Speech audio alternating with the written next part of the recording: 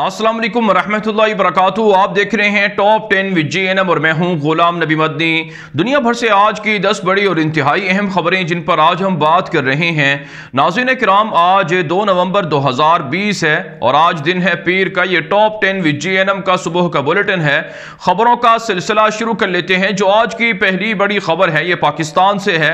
पाकिस्तान के वजीर आजम इमरान खान ने कल गिलगित बल्तिस्तान का दौरा किया था, जहां पर 73वें यौम आज़ादी के मौके पर खिताब करते हुए कहा था कि पाकिस्तान अब अमलन गिलगित बल्तिस्तान को सूबा बनाने जा रहा है, जिससे गिलगित बल्तिस्तान पर भारत के जो जारहाना अज़ाइम हैं उनको ख़त्म करने में मदद मिलेगी। पाकिस्तान के वज़ीर आज़म इमरान खान के इस बयान पर भारत की वज़ारत ख़ारजा की जानिब से बयान सामने आया है। भारतीय वज़ारत ख़ारजा ने कहा है कि पाकिस्तान गिलगित बल्तिस्तान को सूबा बनाने से बाज रहे, क्योंकि गिलगित बल्तिस्तान ये भारत का हिस्सा है। आप जानते हैं नाज़रीन, इससे पहले भी भारत इस तरह के मनगढ़ंत दावे करता रहता है। भारत ने पहले भी गिलगित बल्तिस्तान पर हमला करने का प्लान भी बनाया और गिलगित बल्तिस्तान पर कब्जा करने के लिए बाकायदा लाइन ऑफ कंट्रोल के करीब जो फौजें हैं उनको भी एक्टिव किया। लेकिन पाकिस्तान भारत की सारी साजिशों को समझता है। जिस तरह से भारत ने कश्मीर की शनाख्त को खत्म किया, वैसे ही नाज़रीन भारत को तुर्की ब तुर्की जवाब दिया जा रहा है। भारत ने कश्मीर के अंदर जो काले कवानीन लाए हैं, पाकिस्तान अब मकबूजा कश्मीर को भी अपना सूबा बनाएगा, जिस तरह से गिलगित बल्तिस्तान को पाकिस्तान ने सूबे का दर्जा दिया है। इस हवाले से पाकिस्तान के वजीर आज़म इमरान खान ने कहा है कि उनके साथ पाकिस्तान के आर्मी चीफ जनरल कमर जवेद बाजवा, पाकिस्तान के DGISI जनरल फैज हमीद का ताउन भी शामिल है और इस वक्त इंतखाबी कैंपेन गिलगित बल्तिस्तान के अंदर जारी है। नवंबर के अंदर इंतखाबात होंगे, उसके बाद अमलन सूबे का दर्जा दे दिया जाएगा। आप जानते हैं नाज़रीन, डोगरा राज के ज़माने में गिलगित बल्तिस्तान की गयूर अवाम ने जिहाद किया था और आज़ादी हासिल करके पाकिस्तान के साथ इल्हाक किया था। अब अगला कदम पाकिस्तान का मकबूजा कश्मीर को और इसी तरह से आज़ाद कश्मीर को सूबे बनाना है, ताकि भारत के कब्जे को छुड़वाने में आसानी मिल सके। आगे बढ़ लेते हैं। जो आज की दूसरी बड़ी खबर है यह मकबूजा कश्मीर से है। नाज़रीन, कल मकबूजा कश्मीर में हिज़्बुल मुजाहिदीन के सरपरस्त और सीनियर कमांडर डॉक्टर सैफुल्लाह को कत्ल किया गया था, शहीद किया गया था। इस हवाले से भारत की जो मकबूजा कश्मीर के अंदर फौज है उन्होंने दावा किया था कि इनकाउंटर के अंदर उनको शहीद किया गया है। उन्होंने असलहा और हथियार नहीं फेंके, गिरफ्तार करने के लिए गए थे लेकिन उन्हें फिर शहीद कर दिया गया। जवाबी मुजाहमत की वजह से। लेकिन आज काम हकीकत यह है कि हिज़्बुल मुजाहिदीन के कमांडर को जो रियाज नाइको के बाद हिज़्बुल मुजाहिदीन के सरपरस्त बने थे, जिम्मेदार बने थे, ऑपरेशनल कमांडर थे, वो बीमार थे। वो एक घर के अंदर मौजूद थे। वहाँ पर जो धमाका खेज मवाद है उसे लगा कर तबाह किया गया है उस घर को, जिसमें वो शहीद हुए हैं। और एक साथी भी उनके गिरफ्तार करने का दावा किया है भारतीय फौज ने।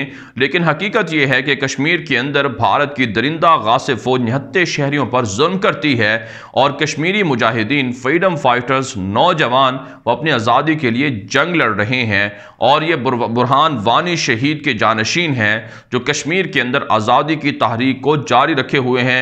हिज़्बुल मुजाहिदीन के लोगों की जानिब से कहा गया है कि उनके से पहले भी कमांडर और नौजवान शहीद होते रहे हैं, लेकिन ये तो एक मर्तबा है जिसे वो हासिल करते रहेंगे और उनका जो काम और मिशन है वो हमेशा के लिए जारी रहेगा। इसके अलावा नाज़रीन इत्तला सामने आ रही हैं कि मकबूजा कश्मीर के अंदर कश्मीरी पंडितों ने मोदी के खिलाफ बगावत की है, एहतजाज बुलंद किया है और कश्मीरी पंडित मुतालबा कर रहे हैं कि मोदी की दहशतगर्द हुकूमत को काले कवानीन वापस लेने चाहिए और जो कश्मीर के अंदर ज़मीनें खरीदने का कानून है इसे भी मुस्तरद किया गया है। जबकि नाज़रीन इत्तला सामने आ रही हैं कि हिंदू शहरियों ने भारत की मुख्तलिफ रियासतों से मकबूजा कश्मीर के अंदर ज़मीनें खरीदना शुरू कर दी हैं। आप जानते हैं मोदी की दहशतगर्द हुकूमत ने चंद रोज़ पहले कानून पास किया था, एक मंजूरी दी थी कि अब भारत का कोई भी शहरी मकबूजा कश्मीर के अंदर ज़मीन खरीद सकता है, जिसका दूसरे लफ्ज़ों में मतलब यह है कि कश्मीर के अंदर हिंदू दहशतगर्दों को बसाकर मुसलमानों को अक़लियत में बदलना है और मुसलमानों की शनाख्त वहां से मिटाना है। इसके लिए कश्मीरी अवाम को भारत की मोदी दहशतगर्द हुकूमत के खिलाफ जिहाद करना होगा, ग़ज़वा हिंद करना होगा और फैसला कुन मार्का लड़ना होगा, वरना उनकी शनाख्त मिटाने के लिए मोदी इस तरह के काम करता रहेगा। आगे बढ़ लेते हैं जो आज की तीसरी बड़ी खबर है, ये चीन और भारत के दरमियान कशीदगी के हवाले से है। नाज़रीन, लद्दाख के अलावा अब भारत की 7 मशरकी रियासतों पर चाइना ने कब्जा करना शुरू कर दिया है।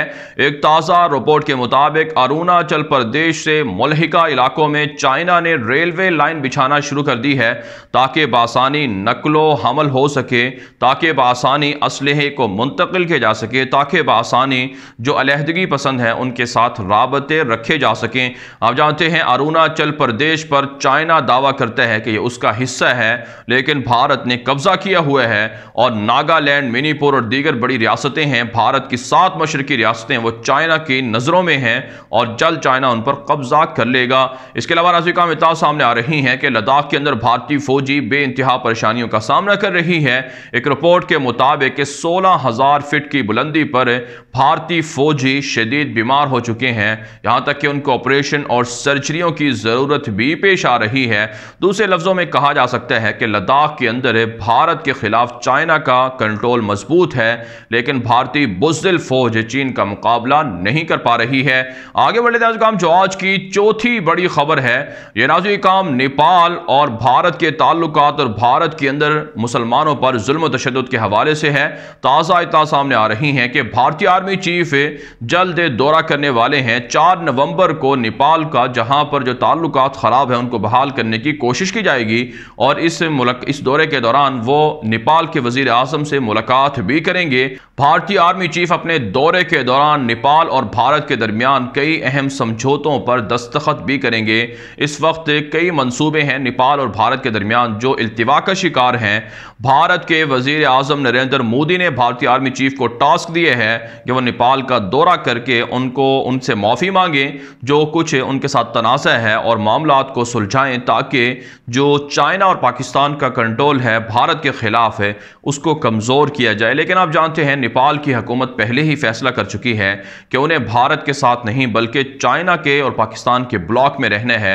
इसी वजह से भारत के आर्मी चीफ का यह दौरा भी नाकाम साबित होगा। जबकि नाज़रीन, इत्तला सामने आ रही है कि भारत के अंदर मुसलमानों के खिलाफ अब मोदी की दहशतगर्द हुकूमत नए हथकंडे आजमाना शुरू कर दिया है। एक ताज़ा रिपोर्ट के मुताबिक रियासत उत्तर प्रदेश के वजीर आला ने दावा किया था कि मुसलमान हिंदू लड़कियों से शादियां करते हैं, उन्हें मुसलमान करके अब ये अमल नहीं होने दिया जाएगा और मुसलमानों को ताना देने के लिए इसे लव जिहाद का नाम भी दिया जाता है कि जो हिंदू लड़की इस्लाम कबूल करके मुसलमान लड़के से शादी कर ले तो उसे लव जिहाद का नाम दिया जाता है। तो इस हवाले से रियासत हरियाणा की हुकूमत ने भी कहा है कि वो भी जल्द कानून साजी करके ऐसे अमल को रोकेंगे। दूसरे लफ्जों में इसका मतलब यह है कि भारत की मोदी दहशतगर्द इंतहा पसंद हुकूमत अब भारतीय मुसलमानों पर इस कदर तशद्दुद कर रही है कि वहां इस्लाम की तबलीग को जुर्म करार दिया जा रहा है और मुसलमानों की बाहमी शादियों को भी रोका जा रहा है। इसलिए भारतीय मुसलमानों की जिम्मेदारी है कि वह अपनी शनाख्त को बरकरार रखने के लिए मोदी हुकूमत के खात्मे के खिलाफ तहरीक चलाएं। आगे बढ़ लेते हैं जो आज की 5वीं बड़ी खबर है, यह अफगानिस्तान से है। नाज़रीन, दोहा के अंदर तालिबान क़यादत से स्विट्ज़रलैंड के हुक्काम ने मुलाकात की है। इस मुलाकात के अंदर अफगानिस्तान में सरमायाकारी और मुस्तक़बिल में तालिबान की इमारत इस्लामिया के साथ ताल्लुकात और इस वक्त जो दोहा के अंदर बैनुल अफ़गान मुज़ाकरात का राउंड जारी है जिसमें तात्तुल है, उस हवाले से गुफ्तगू की गई है। तालिबान तर्जुमान डॉक्टर मोहम्मद नईम वर्दक ने लिखा है कि जो तालिबान क़यादत है उन्होंने स्विट्ज़रलैंड के हुक्काम को यकीन दिलाया है कि अफ़गानिस्तान के अंदर सरमायाकारी, तामीरात नो, इन चीज़ों की ज़रूरत है और यूरोपीय ममालिक के साथ तालिबान की जो क़यादत है वह बेहतर ताल्लुकात रखने की ख्वाहां है, लेकिन बराबरी और मसावात के तौर पर यह ताल्लुकात होने चाहिए। धौंस और धांधली या आप कह सकते हैं कि बदमाशी नहीं चलने दी जाएगी, प्रेशर नहीं चलने दिया जाएगा और इस वक्त यूरोपीय ममालिक के तालिबान के साथ राबते करके उनकी हुकूमत को तस्लीम भी कर रहे हैं और उनके साथ मुआहदे भी कर रहे हैं। जबकि नाज़रीन तालिबान के ज़राए अबलाग दावा कर रहे हैं कि सुबह कंधार के अंदर बड़ी फतह मिली है, 20 के करीब चेक पोस्टें फतह की गई हैं और 20 के करीब टैंक के तालिबान ने माल गनीमत के तौर पर कब्जे में लिए हैं। जबकि इन चेक पोस्टों पर मौजूद 50 से ज़ायद काबुल फौजी एहलकार तालिबान के सामने सरेंडर भी हुए हैं। इसी तरह से एक बड़ा फौजी जनरल भी मारा गया है जो तालिबान के खिलाफ ऑपरेशन करने आ रहा था।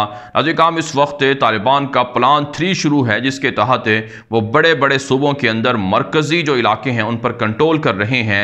इससे पहले सुबह बदख्शां के अंदर, सुबह खोस के अंदर और हेलमंद के अंदर तालिबान ने कंट्रोल हासिल किया था और अब दीगर सूबों के अंदर तालिबान की कार्रवाइयों में तेजी आ चुकी है। आगे बढ़े नाज़रीन जो आज की छठी बड़ी खबर है ये भी अफगानिस्तान से है। नाज़रीन अफगानिस्तान के अंदर काबुल हुकूमत को बचाने के लिए अफगानिस्तान के अंदर मोदी दहशत गर्द के जो सफारत खाने हैं, जो रॉ एजेंसी के मराकज़ हैं, वो मुतहर्रिक हो चुके हैं। अब अमलन अफगानिस्तान के अंदर तालिबान के खिलाफ भारत की फिजाइया काबुल हुकूमत की मदद कर रही है। बमबारी करके निहत्ते शहरियों को शहीद किया जा रहा है। तालिबान ज़राए अबलाग के मुताबिक कहा जा रहा है कि भारत को पैगाम पहुंचा दिया गया है, वार्निंग दे दी गई है कि अफगानिस्तान के अंदर काबुल हुकूमत को बचाने के लिए भारत अपनी फिजाइया को इस्तेमाल ना करे, वरना तालिबान भारत पर हमलावर हो जाएंगे। कश्मीर में तालिबान को भेजा जाएगा और भारतीय इलाकों पर हमले करवाए जाएंगे। नाज़रीन पाकिस्तान के वज़ीर आज़म, पाकिस्तान के आर्मी चीफ और पाकिस्तान के हुक्काम पहले ही कह चुके हैं कि दोहा मुज़ाकरात को नाकाम बनाने में भारत सर फहरिस्त है। भारत नहीं चाहता अफगानिस्तान के अंदर क़याम अमन हो, तालिबान की इमारत इस्लामिया बहाल हो, अफगानिस्तान की अवाम को 20 साल जंग से निजात मिले। इसलिए वो साजिशें कर रहा है दाइश के रूप में या फिर काबुल हुकूमत की अमलन मदद करके। लेकिन पाकिस्तान के गुमनाम हीरोज़, पाकिस्तान की फ़ौज और खुफिया इदारे भारत के रॉ एजेंसी के मराकज़ के ख़िलाफ़, उनके तरबियत गाहों के ख़िलाफ़, उनके तरबियत याफ्ता दहशत गर्दों के ख़िलाफ़ ऑपरेशन भी कर रहे हैं, जिसमें बड़े पैमाने पर पाकिस्तान की फ़ौज को, खुफिया इदारों को कामयाबियाँ मिल रही हैं। आगे बढ़े नाज़रीन जो आज की 7वीं बड़ी खबर है ये नाज़रीन तुर्की से है। तुर्क सदर रजब तैयब एर्दोगान ने एक मरतबा फिर यूरोप पर शदीद तनकीद की है कि इस्लामोफोबिया के वाक़यात यूरोप के अंदर जानबूझकर बढ़ाए जा रहे हैं। ऐसे में तुर्की और दुनिया भर के मुसलमानों पर लाजिम है कि जिस तरह से यहूदियों के बारे में यूरोप हसास है, कवानीन हैं, वहाँ पर कानून साजियाँ की जाती हैं, इसी तरह से मुसलमानों के हवाले से भी कानून साजियाँ होनी चाहिए। इस्लामोफोबिया के वाक़यात को रोकने के लिए जिस तरह से होलोकॉस्ट को रुकवाया गया, यहूदियों ने रुकवाया, इसी तरह से मुसलमानों को भी चाहिए कि वो यूरोप पर प्रेशर डालें, दबाव डालें, ताकि वो मुसलमानों के खिलाफ हमला करने से बाज रहें, गुस्ताखाना वाक़यात से बाज रहें। आप जानते हैं फ्रांस के अंदर गुस्ताखाना वाक़यात हुए, उनकी हिमायत की गई बाकायदा फ्रांस की हुकूमत की जानिब से। लेकिन तैयब एर्दोगान दुनिया के, इस्लामी दुनिया के वाहिद लीडर थे जो सबसे पहले मैदान में आए और उन्होंने फ्रांस के खिलाफ आलम बगावत बुलंद किया और कहा कि फ्रांस के खिलाफ जो तुर्क मसनूआत, जो फ्रांसीसी मसनूआत हैं, उनका बाइकआउट किया जाएगा और दुनिया भर के अंदर फ्रांस से ताल्लुकात ख़त्म किए जाएंगे। जिसके बाद फिर पाकिस्तान के वज़ीर आज़म इमरान खान और दुनिया भर के दीगर बड़े रहनुमाओं ने भी फ्रांस का बाइकआउट किया है। इसके अलावा नाज़रीन इत्तला सामने आ रही हैं, तुर्क सदर रजब तैयब एर्दोगान ने कहा है कि तुर्की माशी, सियासी, अस्करी, दिफाई तौर पर तरक्की करेगा। दुश्मन इस हवाले से जितनी चाहे साजिशें कर लें, लेकिन तुर्की की तरक्की को कोई रोक नहीं सकता है। जबकि नाज़रीन इत्तला सामने आ रही हैं कि तुर्की ने यूनान की सरहदों के करीब गैस और पेट्रोल के ज़खायर तलाश करना शुरू किए हुए हैं। इस हवाले से तुर्की के आला हुकाम की जानिब से कहा गया है कि यूनान के एतराज़ात बिल्कुल गलत हैं। तुर्की अपने इलाकों के अंदर गैस और पेट्रोल के ज़खायर तलाश कर रहा है। आलमी कवानीन को सामने रखकर इस पर यूनान को एतराज़ नहीं होना चाहिए। अंदर के ज़राए बताते हैं कि जल्द तुर्की के सदर रजब तैयब एर्दोगान मज़ीद गैस और पेट्रोल के ज़खायर जो मिले हैं उनको कौम के सामने रखेंगे और खुशखबरी सुनाएंगे। जबकि नाज़रीन कतर और तुर्की के दरमियान फ़ौजी ताउन मज़ीद बढ़ाने पर और इसे मज़ीद अच्छा करने पर इत्तिफाक हुआ है और इस वक्त तुर्की का फ़ौजी अड्डा कतर के अंदर मौजूद है और कतर की भरपूर तरीके से मदद की जा रही है, जिसकी वजह से बहुत से अरब मुल्क बिलखुसूस मिस्र, मुत्तहिदा अरब इमारात और सऊदी अरब भी तुर्की से नाला हैं। आगे बढ़े नाज़रीन जो आज की 8वीं बड़ी खबर है ये इसराइल से है।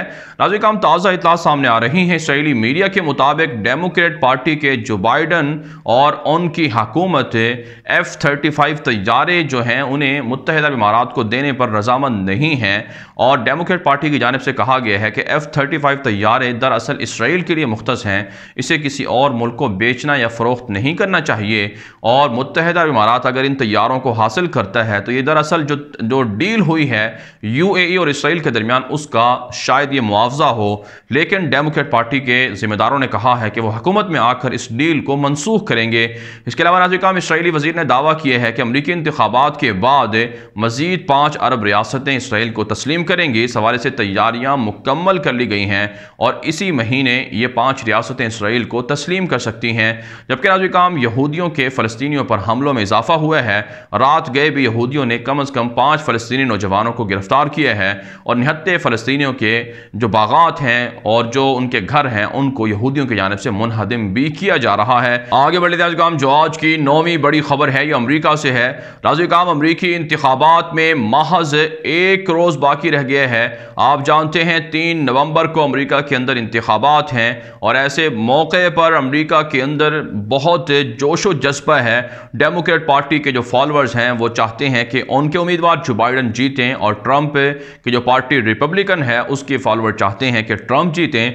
इस हवाले से दोनों रहनुमा एक दूसरे पर इल्ज़ामात भी लगा रहे हैं, लेकिन अमरीका के अंदर मुकीम एक यहूदी प्रोफेसर ने पेशन गोई की है कि जो बाइडन डेमोक्रेट पार्टी के उम्मीदवार इंतखाबात जीत जाएंगे और अगले सदर अमरीका के मुंतखब हो जाएंगे। नाज़रीन, 1984 से ये यहूदी प्रोफेसर इसी तरह की पेशन गोइयाँ कर रहे हैं। 2016 के अंदर ट्रंप के हवाले से भी उन्होंने पेशन गोई की थी जो पूरी हुई और अब जो बाइडन के हवाले से वो पेशन गोई कर रहे हैं कि वो नेक्स्ट अमरीका के सदर होंगे। तो यूँ नाज़रीन, अगर अमरीकी सदर ट्रंप इलेक्शन हार जाते हैं तो खून रेज़ फसादात भी हो सकते हैं, झड़पें भी हो सकती हैं और इसमें ट्रंप खुद कह चुके हैं कि वो इंतखाबी नताइज को मुस्तरद कर देंगे अगर उनको हराया गया और इक़्तिदार भी नहीं छोड़ेंगे, जिसके बाद खून रेज़ी अमरीका के अंदर होगी और बड़ी तबाही अमरीका के अंदर हो सकती है। जबकि आज काम इतना सामने आ रही है कि चाइना की जानिब से अमरीका के सेक्रेटरी खारजा माइक पोम्पियो पर शदीद तनकीद की गई है कि अमरीकी तारीख के अंदर सबसे नाकाम वज़ीर खारजा यही हैं जो चाइना के खिलाफ दुनिया को जंग के लिए उभार रहे हैं, सर जंग में अपने साथ मिलाने पर मसरूफ़ हैं और चाइना इसकी मजम्मत करता है। आगे बढ़े नाज़रीन, जो आज की 10वीं बड़ी खबर है ये मिस्र, यमन, आज़रबाईजान, आर्मीनिया से है। ताज़ा सामने आ रही हैं कि मिस्र के अंदर पार्लिमानी इंतखाबात तो हुए हैं, डिक्टेटर सीसी के जितने मुखालिफिन थे वो इंतखाबात का हिस्सा ही नहीं बने। यही वजह है 28% महज वोट कास्ट हुए हैं और डिक्टेटर अब्दुल फत्ताह सीसी अपनी कामयाबी के दावे कर रहे हैं, जबकि अपोजिशन जमातों ने डिक्टेटर अब्दुल फत्ताह सीसी के इन इंतखाबात को मुस्तरद किया है। इसके अलावा नाज़रीन, इत्तला सामने आ रही हैं कि यमन के अंदर मुत्तहिदा अरब इमारात की साजिशें जारी हैं।